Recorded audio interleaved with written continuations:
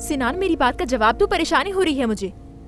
मेरी दोस्त जो आगे बैठी थी उसे थोड़ी चोटें आई हैं। और अब कैसी है वो?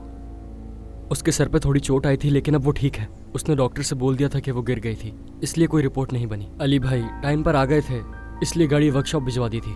तुम इतने गैर जिम्मेदार कैसे हो सकते हो? अगर किसी को कुछ हो जाता तो वो तुम्हारी पुलिस रिपोर्ट करवा सकती थी।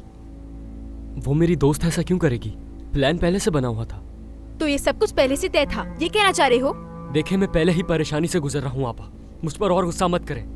तुम्हें ये बात बाबा को बतानी होगी। उन्हें बताने की क्या जरूरत है? सब मसला हल हो तो गया है। अगर तुम नहीं बताओगी ये बात तो मैं बताऊंगी। जो तुमने किया वो माफी के काबिल नहीं है। तुमने सिर्फ अपने आप को ही नहीं, अपने दोस्तों को भी खतरे में डाला है। ऐसी लापरवाही माफ करने के काबिल नहीं होती सिनान। मुझे तुमसे ये उम्मीद नहीं थी।